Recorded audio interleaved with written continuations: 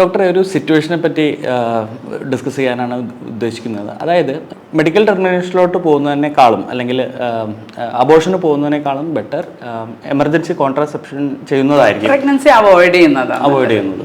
Emergency സിറ്റുവേഷനിൽ, അതായത് പറ്റിപ്പോയി ഇനിയിപ്പോൾ എന്ത് ചെയ്യാൻ പറ്റും എന്നുള്ള അതിൽ എന്തൊക്കെ സൊല്യൂഷൻസ് അവൈലബിൾ ആണ്, അതിന് എന്തൊക്കെയാണ് സൈഡ് എഫക്ട്സ് ഉള്ളത്, ഉപയോഗിക്കാം? അത് വളരെ നല്ല ചോദ്യമാണ്. കാരണം ഇന്നത്തെ കാലഘട്ടത്തിൽ ഭയങ്കര റെലവെൻ്റ് ആണ് എമർജൻസി കോൺട്രസെപ്ഷൻ. കാരണം പലപ്പോഴും ഇപ്പോൾ യങ്സ്റ്റേഴ്സ് പെട്ടെന്ന് പ്രിപ്പയർഡ് അല്ലാതെ അങ്ങനെയുള്ളത്, അല്ലെങ്കിൽ വൺ നൈറ്റ് സ്റ്റാൻഡ്സ്, അവരുടെ കയ്യിൽ കോൺട്രസെപ്റ്റീവ് ഉണ്ടാവില്ല, അല്ലെങ്കിൽ കഴിക്കാൻ മറന്നുപോയി, എടുക്കാൻ മറന്നുപോയി, അല്ലെങ്കിൽ ഇപ്പോൾ കോണ്ടം പൊട്ടിപ്പോയി, വേറെ കോണ്ടം ഇല്ല, അങ്ങനെയുള്ള സിറ്റുവേഷൻസ് ഒക്കെ ഉണ്ടാവും. അപ്പോൾ എമർജൻസി കോൺട്രസെപ്ഷൻ ഭയങ്കര ഇമ്പോർട്ടൻ്റ് ആണ്. കാരണം പ്രഗ്നൻസി വേണ്ടാത്തതാണെങ്കിൽ അവോയ്ഡ് ചെയ്യാൻ തന്നെ വേണം. അപ്പോൾ ഇതിനകത്ത് നമ്മളിപ്പോൾ അവൈലബിൾ ആയിട്ടുള്ള ഓവർ ദ കൗണ്ടർ, നമ്മളിപ്പം ഡോക്ടറെ കാണാതെ തന്നെ വാങ്ങിക്കാൻ പറ്റുന്ന പിൽസ് അവൈലബിൾ ആണ്. പക്ഷെ അതിനെക്കുറിച്ച് ഒരു പ്രധാനപ്പെട്ട ഒരു പോയിന്റ് എനിക്ക് പറയാൻ ഇഷ്ടമുള്ളത് എന്താണെന്ന് വെച്ചാൽ ഓവുലേഷൻ, അതായത് അണ്ടോൽപാദനം നടക്കുന്നതിന് മുമ്പാണ് ഈ പിൽസ് വർക്ക് ചെയ്യുക. പല പേരിലുണ്ടല്ലോ എമർജൻസി പിൽസ്. ഓവുലേഷന് ശേഷം ഈ പില്ല് പലപ്പോഴും വർക്ക് ചെയ്യില്ല എന്നുള്ള കാര്യം ആളുകൾക്ക് അറിയില്ല.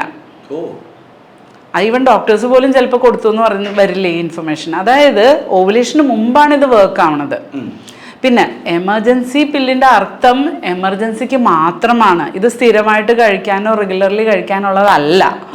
കാരണം ബോഡിയിലെ ഹോർമോൺ മുഴുവൻ തെറ്റും ഇത് കഴിക്കുമ്പോൾ. പലപ്പോഴും തെറ്റി പീരിയഡ്സ് ആവും, ബ്ലീഡിങ് വരും, പ്രൊലോങ് ബ്ലീഡിങ് വരും, വരാതിരിക്കും, അങ്ങനെ മറ്റ് സൈഡ് എഫക്ട്സ് പലതും ഇതിനുണ്ട് ആക്ച്വലി.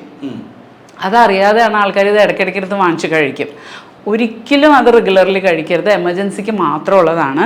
പ്ലസ് ഇത് അറിയേണ്ടത്, ഓവുലേഷൻ നിങ്ങളുടെ ഓൾറെഡി ഡേറ്റ് കഴിഞ്ഞിട്ടുണ്ടെങ്കിൽ ഇത് വർക്ക് ആവാനുള്ള സാധ്യത വളരെ കുറവാണ്. അത് ആൾക്കാർ മനസ്സിലാക്കണം.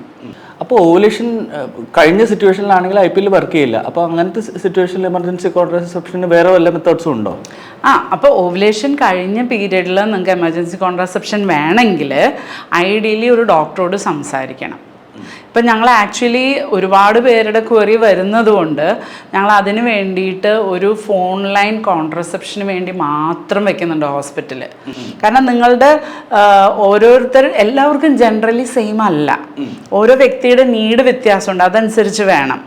അപ്പോൾ ഓവുലേഷൻ കഴിഞ്ഞ അവസ്ഥയിൽ പ്രൊജസ്ട്രോൺ ഗുളിക, അതായത് എമർജൻസി പില്ലെന്ന് പറയുന്നത് ലീവോ നോർജസ്ട്രൽ 1.5 milligram ആണ്. പല ബ്രാൻഡിലുണ്ട് അത്. ആ പില്ല് ഓവുലേഷന് മുമ്പും അതിനുശേഷം വർക്കാവുന്ന വേറെ 2-3 പില്ലുകളുണ്ട്. അത് പക്ഷെ ഡോക്ടറിൻ്റെ അഡ്വൈസിൽ മാത്രമേ കഴിക്കാൻ പാടുള്ളൂ. അതേപോലെ തന്നെ കോപ്പർട്ടി ഇടാനും പറ്റും. അപ്പം അങ്ങനെയുള്ള കാര്യങ്ങൾ നിങ്ങൾക്ക് ഡയറക്റ്റ്ലി ചെയ്യാൻ പറ്റില്ല. ഓവുലേഷൻ കഴിഞ്ഞ പീരീഡ് ആണെങ്കിൽ നിങ്ങൾ ഡോക്ടറോട് ഇത് സംസാരിച്ചിട്ട് മാത്രം മറ്റുള്ള മെത്തേഡ്സ് യൂസ് ചെയ്യണം, അല്ലെങ്കിൽ അത് വർക്ക് ആവില്ല. അപ്പോൾ ഈ എമർജൻസി പില്ല് എപ്പോഴാണ് കഴിക്കേണ്ടത്? ഓക്കെ, എമർജൻസി പില്ല് കഴിക്കേണ്ടത് പ്രൊട്ടക്ഷൻ ഇല്ലാതെ ബന്ധപ്പെട്ടതിന് ശേഷം ആസ് ഏർലി ആസ് പോസിബിൾ, അതായത് എത്രയും നേരത്തെ 24 മണിക്കൂറിനകം കഴിക്കാൻ പറ്റുവാണെങ്കിൽ അത് ഏറ്റവും നല്ലത്. കാരണം എഫക്റ്റീവ്നെസ് ഏറ്റവും കൂടുതൽ എത്രയും നേരത്തെയാണ്. പിന്നെ അപ് ടു 48 അല്ലെങ്കിൽ ഈവൻ 72 hours വരെ, അങ്ങനെ 2-3 ദിവസം വരെ ഇത് എഫക്റ്റ് ചെയ്യും, പക്ഷെ ഓവുലേഷന് മുമ്പ്. വേറൊരു കാര്യം ഇതിനകത്ത് എന്താണെന്നറിയാമോ, ഈ ഓവുലേഷൻ നടക്കുന്നത് എപ്പോഴാണെന്ന് പലപ്പോഴും നമ്മൾ വിചാരിക്കണ പോലെ നടക്കണമെന്നില്ല. പലപ്പോഴും നമ്മൾ വിചാരിക്കും 14ാം ദിവസമാണെന്ന്, അല്ലേ?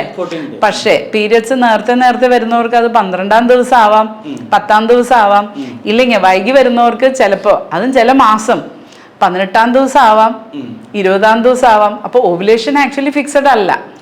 അപ്പൊ അതും ഒരു കാര്യമാണ്. സ്ട്രെസ് ഫാക്ടേഴ്സ് ഉണ്ടെങ്കിലും ഈ ഓവുലേഷൻ ഉണ്ടെങ്കിൽ ഓവുലേഷൻ മാറാം, PCOD ഉണ്ടെങ്കിൽ ഓവുലേഷൻ മാറാം. അപ്പോൾ ഓവുലേഷൻ നിങ്ങൾ തിരിച്ചറിയണമെന്നുണ്ടെങ്കിൽ പിന്നെ അത് ട്രാക്ക് ചെയ്യണം.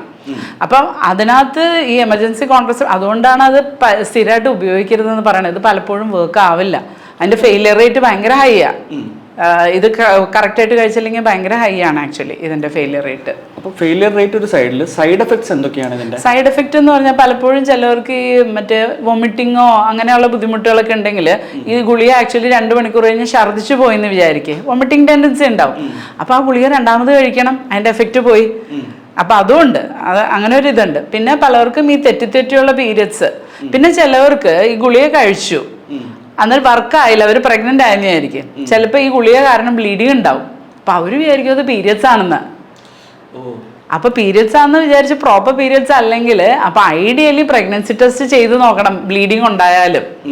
അല്ലെങ്കിൽ ചിലവർക്ക് പ്രൊലോങ് പീരിയഡ്സ് ഉണ്ടാവും, അല്ലെങ്കിൽ ഇത് കഴിച്ചിട്ട് പീരീഡ് ആവില്ല, അപ്പോൾ അവർ പേടിക്കും പ്രഗ്നന്റ് ആണോ എന്ന്.